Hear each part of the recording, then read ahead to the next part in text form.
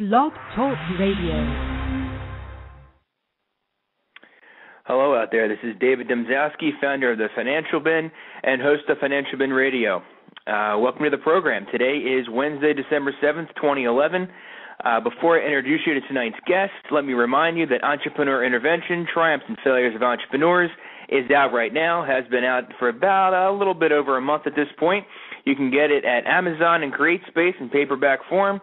And if you want the ebook version, you can get it for your Kindle or Nook on those websites. It'll also be available on Sony Reader and iBook and the iBook store coming up later this month. And now let me introduce you to tonight's guest. Her name is Jenny Kerr from thejennypitcher.com. Hi, Dave. Jenny, welcome to the program. Hi there. How are you doing? Pretty good. How about yourself? I'm good, thank you. Can you hear me okay? Yes, I can. Thanks so much for joining us tonight. Let's get right down to it. First couple of questions are going to just be some general entrepreneurial-type questions. Then we'll get into some holiday budgeting stuff that I know I'm sure your listeners will be really interested in.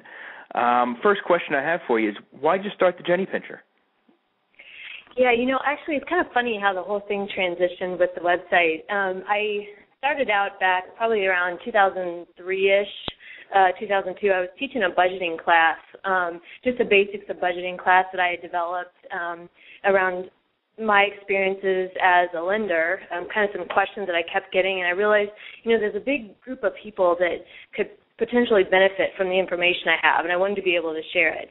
So I taught the class, developed the class and taught it, and it kind of became a little tough with scheduling. I was teaching it at the community college, and I couldn't always fit into their schedule.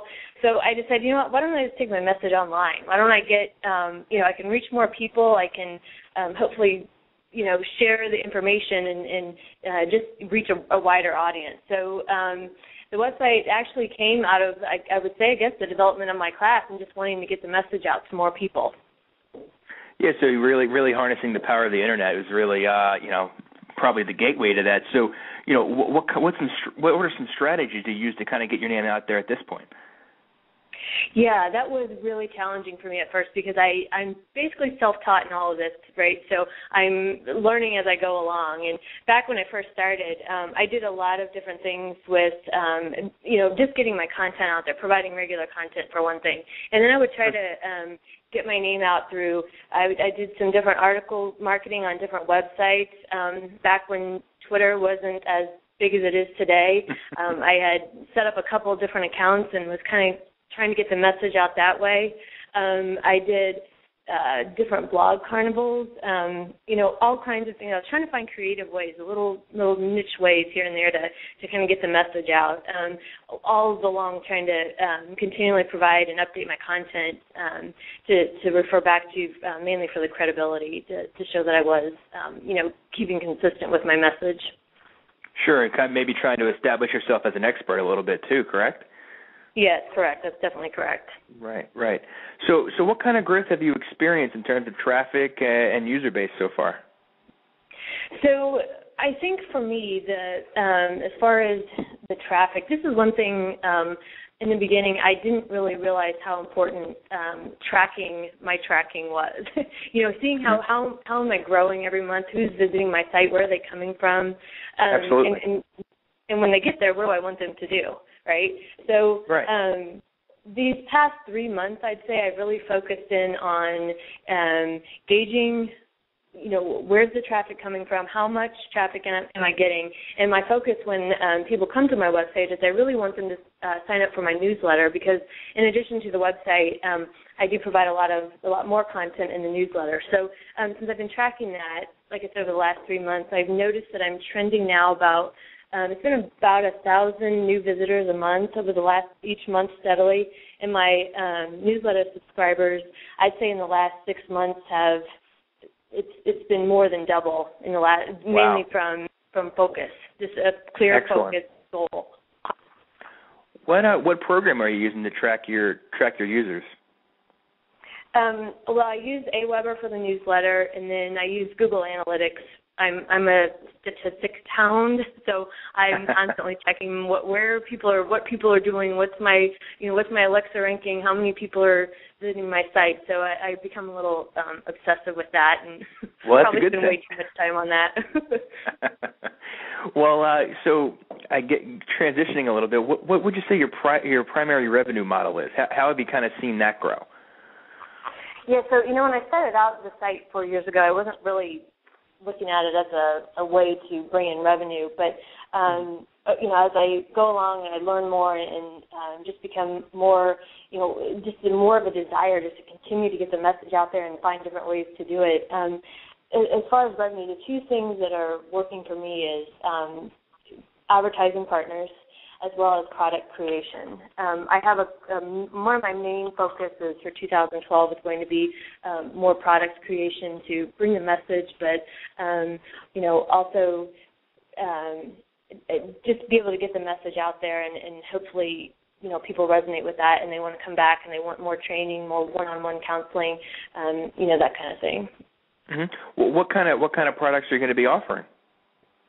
My first goal I'm hoping to have this launched maybe by the end of January. I'm not sure if I can pull that together in time, but I'd like to do a webinar series, maybe like a 4-part webinar series over the month where we focus on different topics around budgeting, personal finance, but then also providing a lot of resources and a lot of, just information, like a kind of a one-stop go-to place for someone who really is ready to make a difference and start, changing their financial situation. So that's the top Absolutely. of my list. That sounds remarkable. So I guess so far, you said you've had to kind of really sink yourself into it and kind of learn, almost trial by fire, I guess. What's been the hardest part so far? So there's been a lot of things that have been tough, and it's, the site has evolved, and as I've evolved and done so many things, I think, so learning as I went, that was hard, but it was more interesting and fun to me because I really liked learning, and I wanted to learn it all today. I mean, I should know all this by now, right? I shouldn't have to, I know how you feel. That's the type A personality that I have. So I think one of the hardest things was when my site got hacked, which was earlier this year, and that was that was really difficult for me because I was kind of at a turning point there. I was getting a little, I didn't know which direction I wanted to go, and so and the funny thing was, and I'm not kidding you, this seems like it would be the most ironic thing that someone would have happen, but I was actually so my website is on WordPress platform, and I was actually at a WordPress WordCamp in a class about security, and I got an email from myself, and I was like, wait, I didn't post anything. Why am I sending emails? And I went to my site from my phone because I didn't have my laptop, and the site had been, it was obvious it had been hacked. It was completely not my site, and I completely panicked. I was like, okay, do I run out of this class that I wanted, so it was an all-day workshop, and I was like, do I run out of this, or what do I, what do I do? It couldn't have been more ironic, right? I'm sitting there, and the guy was going through all these security things not to do. Well, every single one of those things I had been doing wrong. So that was a huge learning experience. That was, I kind of had it in my mind, I'm done. I'm just done. And then, I took a couple days and thought about it, and I was like, you know what? No, I'm not.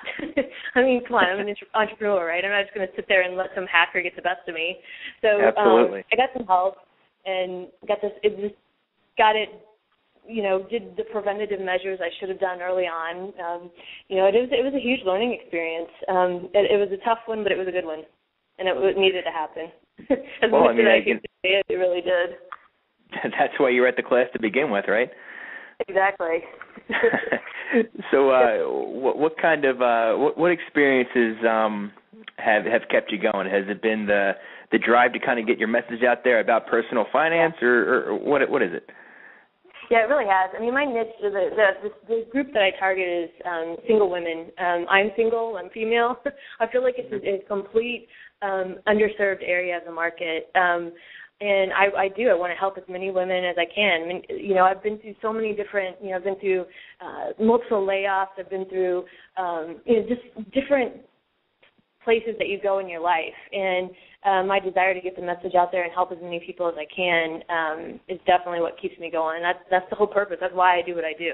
There's nothing else. It's not about the money. It's not about anything else other than, when I get an email from someone that says, you know what, you've really helped me, or I didn't think of it that way. This has made a difference. That's the reason why I do it, and that's what keeps me going.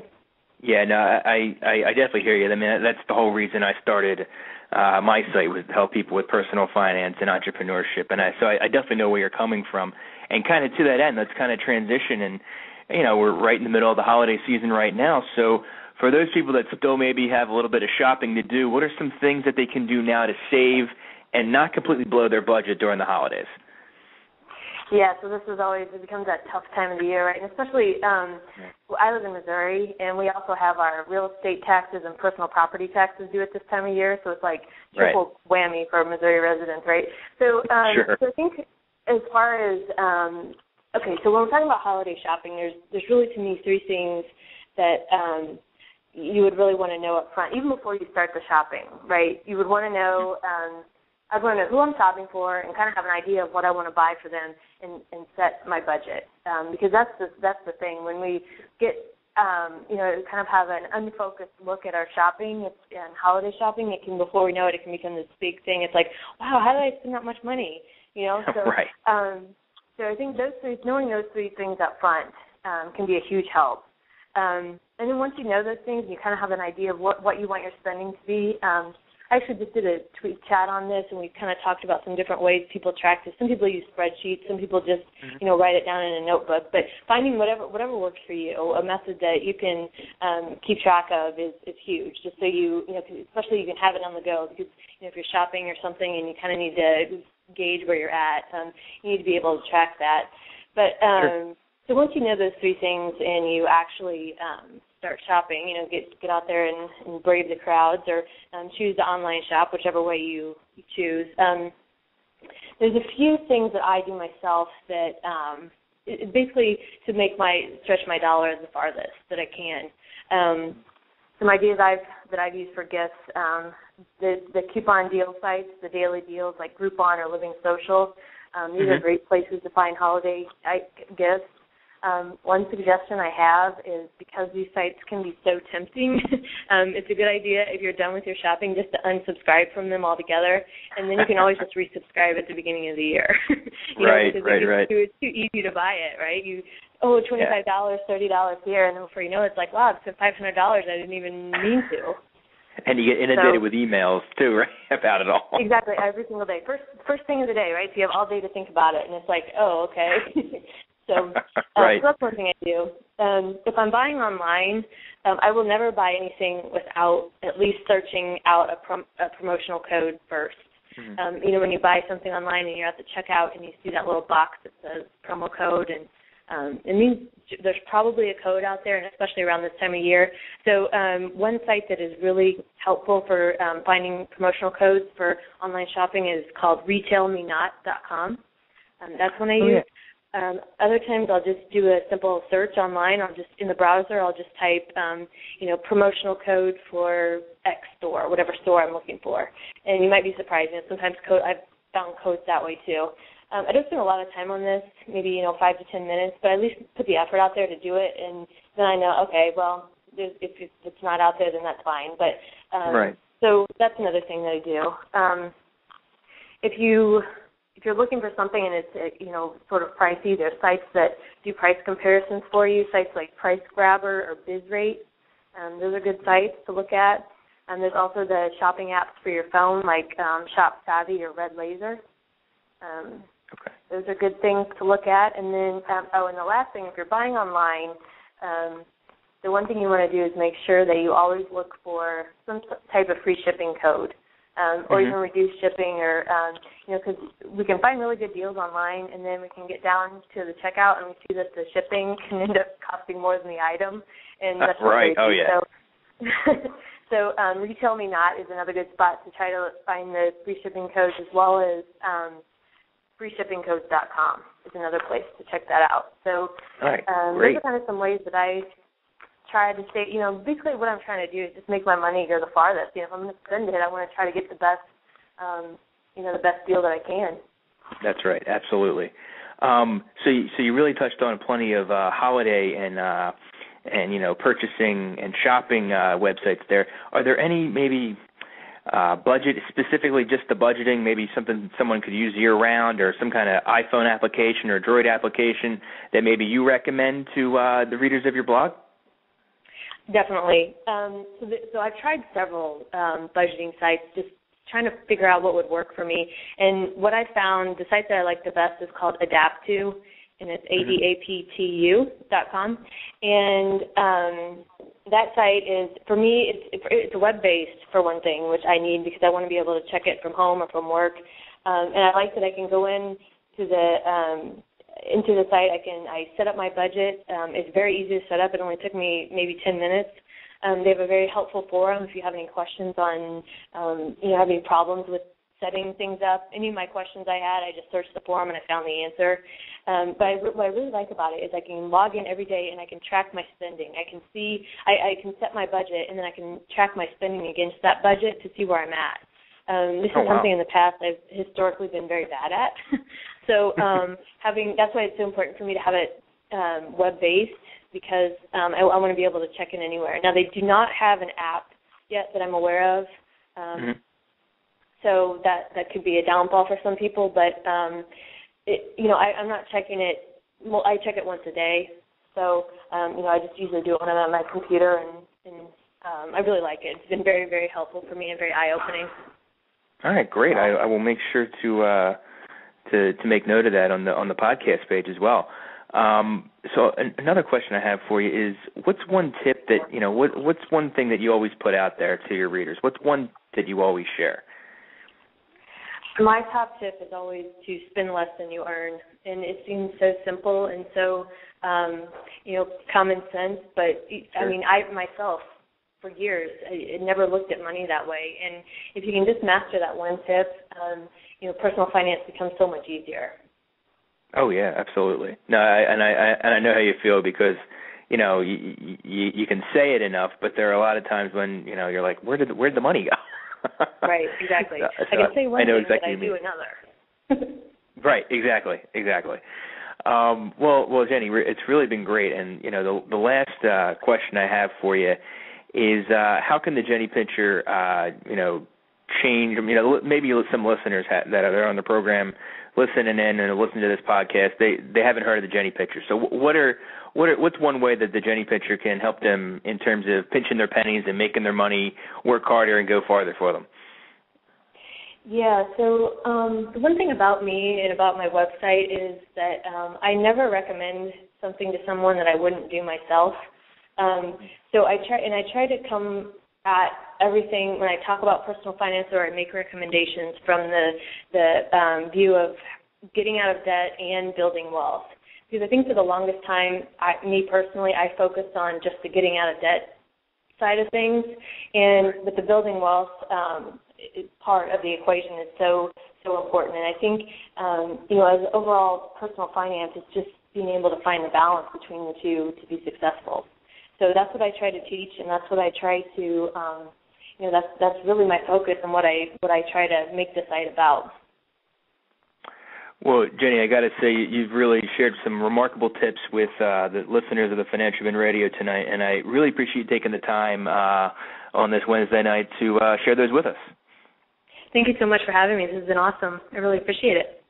No problem. You're welcome back anytime. I really appreciate it. Thank you. All right, take care. Bye-bye. That was Jenny Kerr of thejennypincher.com. I really appreciate you guys listening in tonight. And remember, pick up your copy of Entrepreneur Intervention. You can get it at Amazon, CreateSpace, and paperback, Kindle and Nook for your e-readers, and Sony Reader and iBook coming soon. This is Dave Domzalski signing off. And remember to check out financialbin.com for your latest updates on personal finance and entrepreneurship. Thank you.